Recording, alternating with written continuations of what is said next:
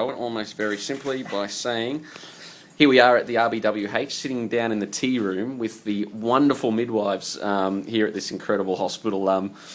Julia and Karen, who I've been speaking with this morning, can you tell me a bit about the importance of a place to debrief in, like this tea room, in such a highly emotional job as yours? No, I think the tea room actually plays an important place, not just to have a bit of a rest there, but nurses and midwives are very, very good at, we don't often have time for formal debriefings, but we do a lot of debriefing in the tea room in a very informal way, which in some ways it's probably better to do that because it's very relational. We also do a bit of mentoring. We talk about, if there's things that the students are concerned about, then we often have a chance to talk to them over our tea break, or in our lunch break. Yeah, so that's time management for you. That's right, time management in the health service.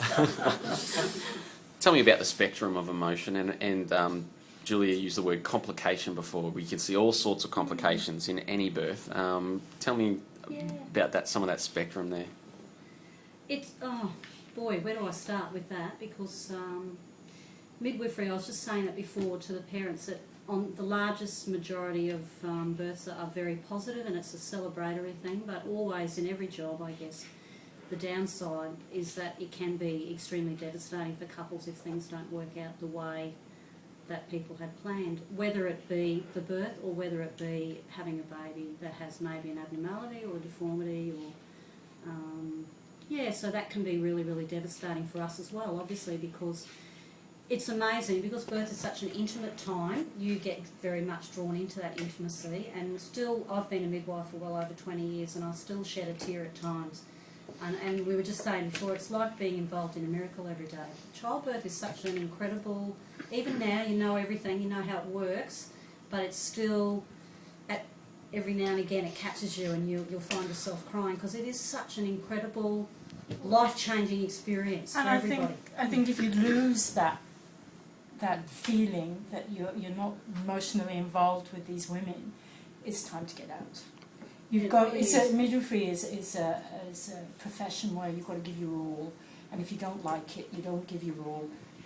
So you're not helping the mum and the baby and the family and everything. Once you lose that little spark, that it's not special anymore. Sorry, you've got to find something else to do. Yeah, it's a very. I'm being very fortunate. I've worked in many different areas of midwifery. I've worked in the birth centre where you have your own caseload of women and you get paged in the middle of the night, and that's fabulous. And the largest majority are normal births. And I've had the privilege of being involved with women and looking after them in their labour for 3 births in one family. So lots of 2s and 3s. Some of the girls have had 4 actually. I've had 4 in the one family while I worked there for 8.5 years.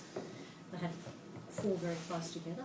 But in this area here, it's a major tertiary hospital, so we're seeing more and more women with major medical complications who are having children, who perhaps in years gone by when I started anyway, those women, people with very brittle diabetes and people with severe complications regarding their blood pressure and renal function. We're seeing women who have renal failure having children. Once upon a time you never ever saw that. Wow. Maybe with IVF, introduction of IVF, but also probably the way that the culture is changing.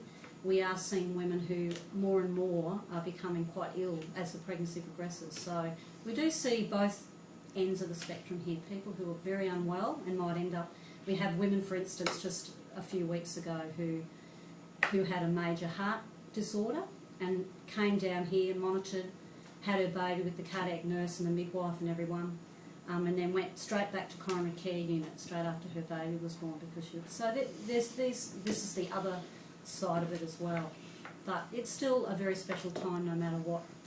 No matter what, I guess, for people. Yeah. More inspiring. What about for the students? What did you think when you saw your first birth? Because we often forget. This is my first day. Oh, it's your first day. Have you seen one yet? I've never seen one yet. You're waiting to see one. Yeah. Thank you very much, guys, for your time. It's wonderful insight. Really appreciate it.